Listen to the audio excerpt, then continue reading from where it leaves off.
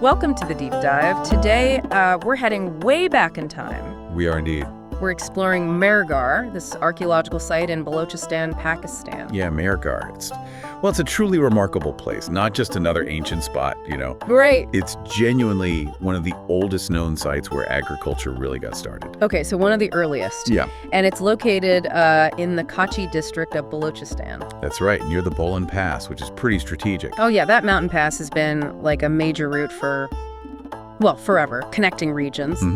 And this amazing window into the pass, it was found back in 1974. By a French archaeologist, Jean-François Jarege. Correct. And the really stunning thing is the age. We're talking, roughly 7,000 BCE? Before Common Era, yeah. So that's carry the one, about 9,000 years ago from now. Pretty incredible. And just to give you some context, that's before the Indus Valley civilization. Which is usually our go-to for early history in that part of the world. Exactly. It predates it significantly. Wow. Okay, so I guess our focus today, our deep dive, is to understand why. Why is Mehrgarh seen as such a pivotal discovery? What's it telling us about the very start of settled human life? Well, it's really about uncovering those first steps, isn't it? How humans fundamentally changed their way of living, their whole relationship with the environment around them. Okay, so let's unpack that. What were these early people actually doing? What's the evidence show? Well, the archaeology, it points very clearly toward a big shift. Agriculture? Farming. So they were growing crops. Absolutely. Cultivating things like wheat, barley, even dates, and, get this, cotton. Cotton. 9,000 years ago. That seems really early. It is really early. And think about what that implies, Not just agricultural skill, but maybe early textiles, maybe even trade starting to form. Huh, okay.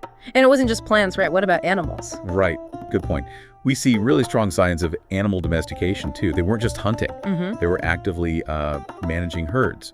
Cattle, probably oxen, pulling things, maybe plowing. Crucial for farming. Definitely. And also goats and sheep.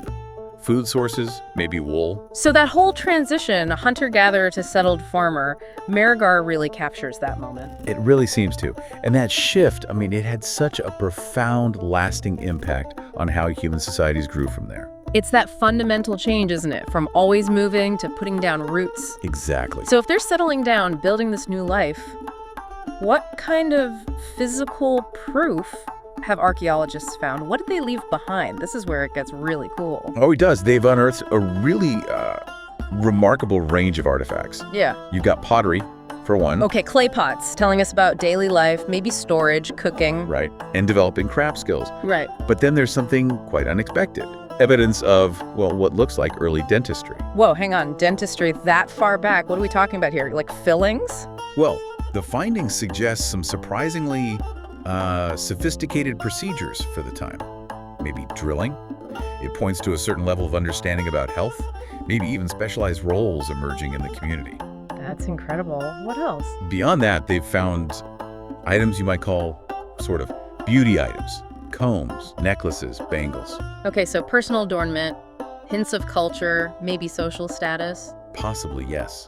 And crucially, we find the remains of actual houses made of mud brick. Right, actual structures, not just flimsy shelters. What do these houses tell us? They sound pretty permanent. Exactly, well-constructed permanent homes. That shows a real commitment to staying put, right? And maybe some community planning.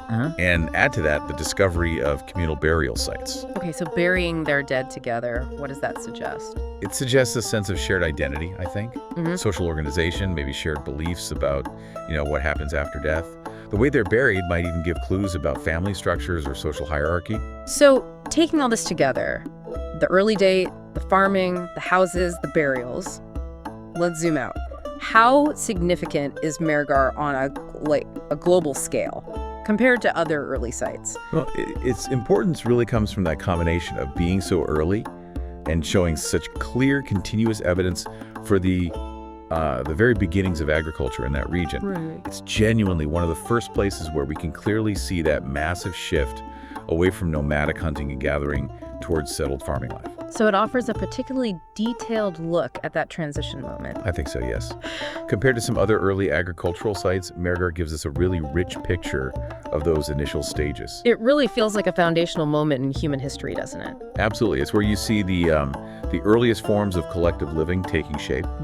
more complex economic systems based on producing food, not just finding it.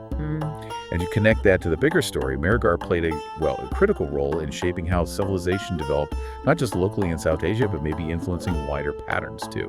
There's that quote or idea you sometimes hear that if Mehrgarh was in Europe, or maybe North America, it would be hailed as this massive World Heritage Site, a huge museum complex. Right. Does that suggest it's maybe underappreciated globally? It certainly highlights how sometimes our view of ancient history can be shaped by where things are found, perhaps, which, brings up another important question. Yeah. What does Mehrgarh's story tell us specifically about Balochistan itself as a region? That's a great point. I mean, it completely flips the script on seeing it as some kind of historical periphery, doesn't it? It really does. Instead, Mehrgarh paints Balochistan as, well, a cradle of civilization, a place where these huge shifts in human life were happening incredibly early. Exactly. You see these deep, deep roots of innovation in farming, obviously, but also in craftsmanship with the pottery and tools. The artifacts. Economic activity with the farming and animal rearing, and social organization shown by the houses and the burials.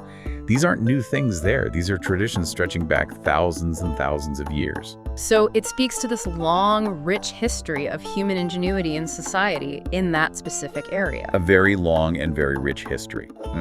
It tells you this region has been a vital, dynamic part of the human story for an extraordinary length of time. So it's not just about the dramatic landscapes we might associate with Balochistan today. No, it's about a land with this continuous, deep role right at the heart of human development. Okay, so if we're wrapping this up, the key takeaway from this deep dive into Mehrgarh seems to be Balochistan isn't just defined by its geography, it's fundamentally a birthplace. A birthplace of knowledge, of civilization, of these settled societies. Of what it means to build a community, essentially. A truly significant point to reflect on. And maybe just a final thought to leave you with. Go on. Before today, were you really aware that one of the world's oldest, most significant agricultural beginnings happened right there in Balochistan? It certainly makes you rethink the history of that region and maybe our shared human past too.